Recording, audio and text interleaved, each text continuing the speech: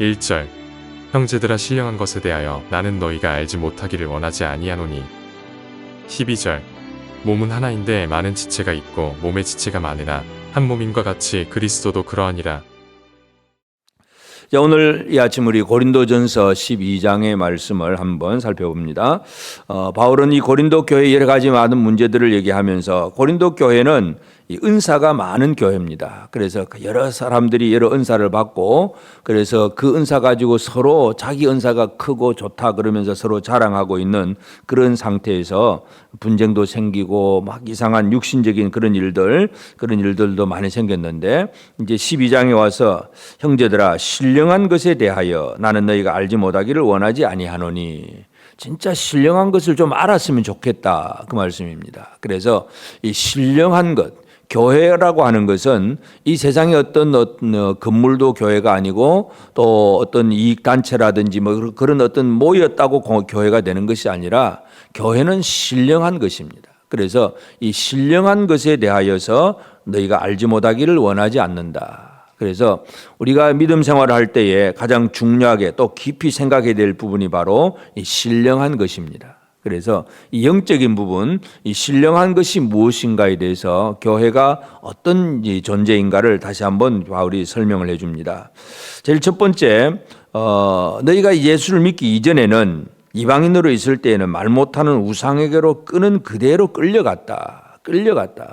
그냥 자기 마음대로 사는 것 같지만 그것도 오히려 끌려가는 것이었다는 얘기입니다. 이 얘기는 뭐냐 하면 악한 영에 의해서 끌려다닌 상태였다는 것을 먼저 얘기를 합니다. 그래서 예수를 알기 전에 예수를 믿기 전에는 그저 이 우상이 악한 영들이 끄는 그대로 끌려가는 존재가 인간인데 그러나 이제 예수를 알게 되면 하나님의 성령으로 말미암아 이제 예수를 알게 되면 3절에서 그러므로 내가 너에게 알리노니 하나님의 영으로 말하는 자는 누구든지 예수를 저주할 자라 하지 아니하고 또 성령으로 아니하고는 누구든지 예수를 주시라 할 수 없느니라.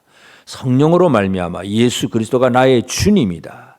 나의 그리스도다. 예수를 향한 신앙 고백이 이루어지게 합니다. 그래서 이제 이것이 이 신령한 것의 첫 출발은 우리 안에 성령이 들어오고 성령이 역사하심으로 말미암아 예수 그리스도가 참으로 나의 주님이 되고 나의 구원자가 된다는 사실을 믿을 수 있게 하시고 또 주님으로 고백할 수 있게 하는 것, 신앙 고백, 믿음의 결단이 이루어지게 하는 것이 바로 첫 번째 단계. 그래서 성령께서 우리 안에서 믿음이 생기게 하셨다는 걸 알 수가 있고 그 다음에 이제 믿는 자들에게 성령이 하시는 것은 바로 각종 은사를 주십니다. 그래서 4절부터 이제 11절까지는 은사 얘기가 나옵니다.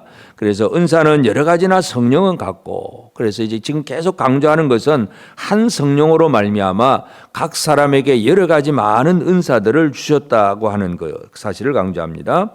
그러면서 이제 이 하나라고 하는 것, 한 하나님, 우리에게 은혜를 주신 분이 누구냐 하면 4절에서는 은사는 여러 가지나 성령은 같고 또 5절 직분은 여러 가지나 주는 같고 또 6절 사역은 여러 가지나 이루시는 하나님은 같으니 은사는 여러 가지인데 그 은사를 주신 성령은 한 분이고 직분은 여러 가지인데 그 직분을 주신 주님은 예수 그리스도는 한 분이시고 또 여러 가지 사역은 많은 것이 있지만 그 모든 것들을 이루시는 이는 한 분 하나님이시다. 그래서 다양함 속에 있지만 하나님은 한 분이시라고 하는 거예요. 성부, 성자, 성령, 삼위 하나님께서 이와 같은 것을 주신다고 하는 거 얘기를 얘기하면서 그러면서 이제 성령께서 어떤 은사를 주시느냐. 성령이 은사를 주시는 목적은 7절에서 보면 유익하게 하려 함이라. 교회를 유익하게 하기 위해서 성령은 이 성도들에게 은사를 주십니다. 그래서 지혜의 말씀, 또 지식의 말씀, 또 같은 성령으로 믿음을 주고 또 병 고치는 은사, 능력 행함, 또는 예언함, 또 영들 분별함, 또 각종 방언 말함, 또 방언을 통역함, 여러 가지 많은 다양한 은사들을 이제 믿음을 가진 성도들에게 주어서 이제 교회를 유익하게 하려고 하는 것이 바로 성령의 목적입니다. 그리고 이제 11절에 보면 이 모든 일은 같은 한 성령이 행하사 그의 뜻대로 각 사람에게 나누어 주시는 것이다.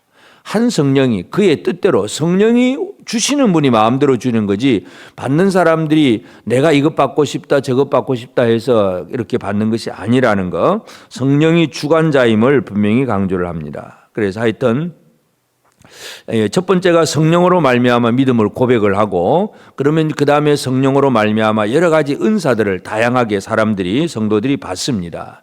그런데 똑같이 받는 것이 아니라 어떤 사람은 지혜의 말씀, 어떤 사람은 지식의 말씀, 어떤 사람은 믿음, 어떤 사람은 영 분별, 또 뭐 이런 방언, 또 방언 통역, 여러 가지 다양하게 받는다는 것.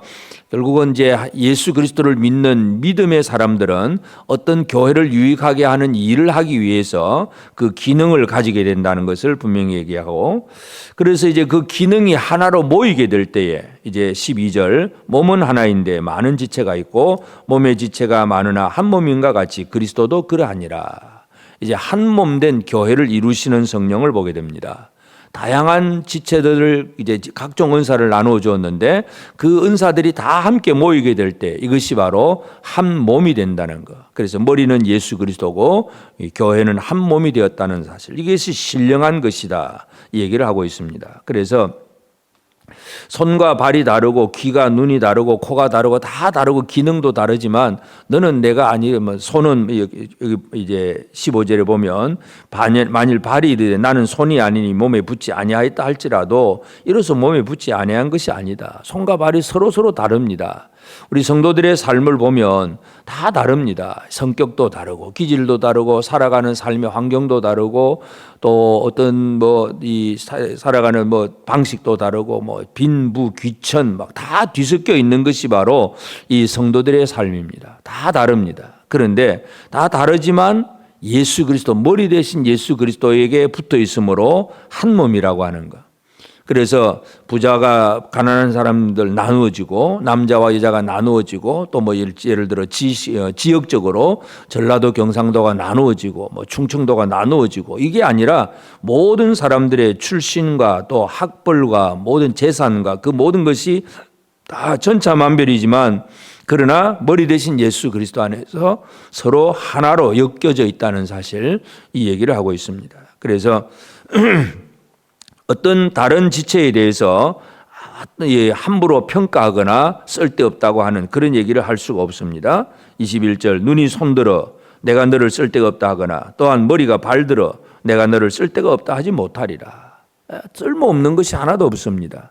그래서 우리 성도들, 교회 안의 성도들 한 사람이라도 쓸모없는 사람은 아무도 없다는 사실을 강조를 하면서 오히려 더 약하게 보이는 몸의 지체가 더 욕이 나고 또 덜 귀히 여기는 것들을 더 귀한 것들로 입혀준다. 그런 얘기를 합니다.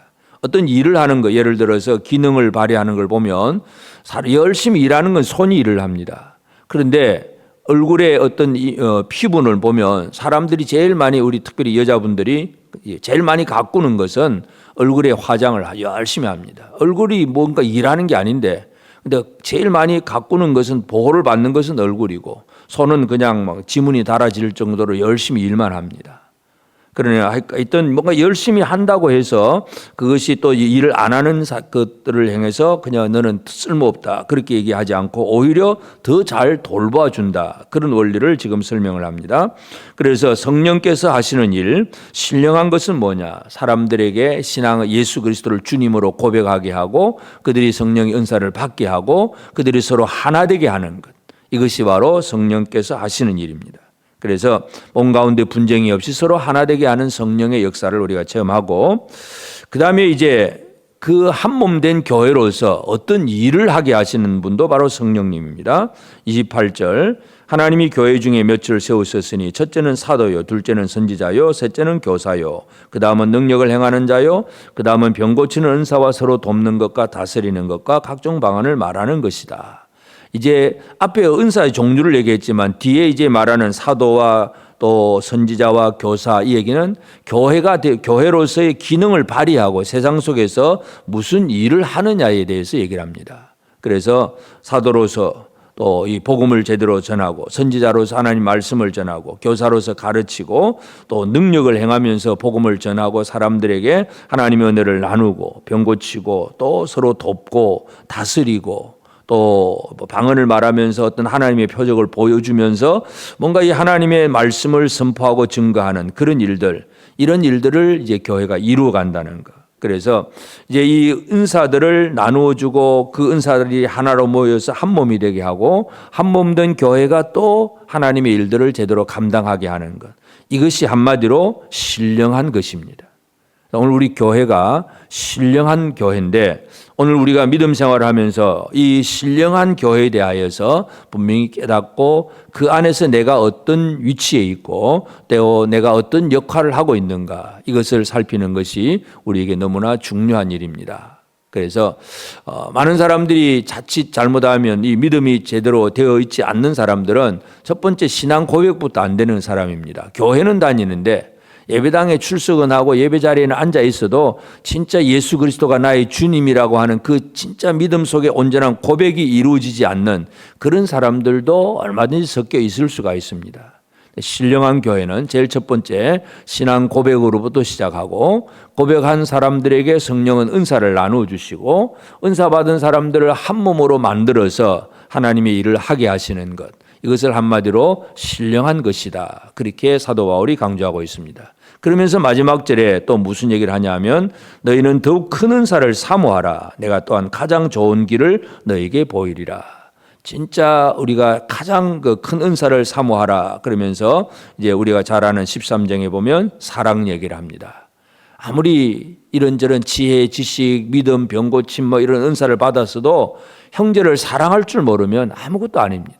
그래서 이제 13장에 우리는 그 사랑 얘기를 하게 될 것인데 하여튼 오늘 우리가 12장을 통해서 사도 바울이 고린도 교회를 향하여 강조한 것, 신령한 것에 대해서 좀 알았으면 좋겠다 이 얘기입니다. 그래서 오늘 우리가 이 땅을 살아가는 삶은 육신적인 생활입니다. 먹고 마시고 직장에서 일을 하고 뭔가 이 땅의 육신의 생활을 살지만 절대로 신령한 것에 대해서 주의를 놓치지 않고 내가 이 신령한 그 그리스도의 몸 가운데 내가 살고 있다는 사실을 깨달아 알고 그래서 바른 신앙 고백, 성령이 주시는 은사 그리고 은사들끼리 모인 한 몸됨 그리고 한 몸으로서의 사역 이 원리를 잘 이해하면서 오늘 우리가 신령한 교회 속에서 하나님의 원하시는 뜻이 무언가를 알고 내게 주신 은사와 직분을 가지고 주의 사명을 잘 감당하고 이 땅 위에 그리스도의 몸된 교회를 잘 세워서 하나님의 뜻을 이루어가는 일에 잘 쓰임받는 우리 모두가 되어지기를 주의 이름으로 축복합니다.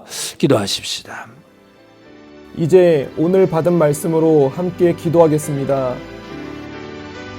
성령을 힘입어 예수 그리스도를 주님으로 고백한 자로서 성령께서 내게 주신 은사가 무엇인지 알고 받은 은사를 잘 사용하여 하나님의 뜻을 이루는 삶이 되게 하옵소서. 성령의 은사를 받은 형제들과 어떻게 하나됨을 이루어갈지 알게 하시고 나와 다른 은사를 받은 그 형제와 잘 연결되어 머리 되신 주님이 원하시는 일들을 이루게 하옵소서.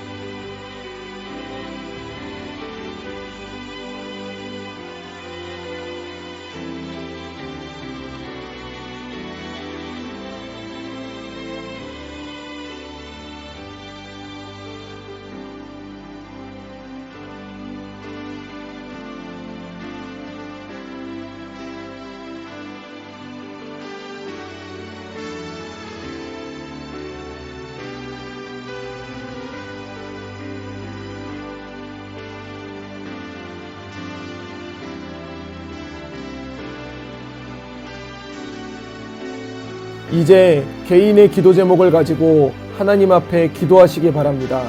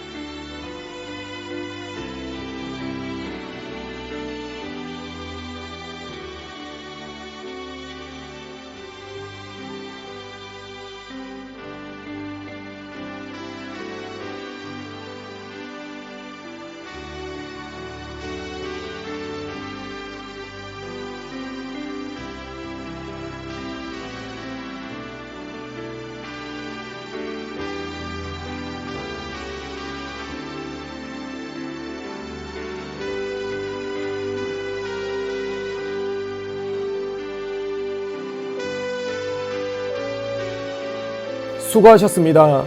오늘도 하나님의 인도하심 가운데 승리의 하루를 보내시는 우리 재건부평교회 모든 성도님들이 되시기를 주님의 이름으로 축복합니다.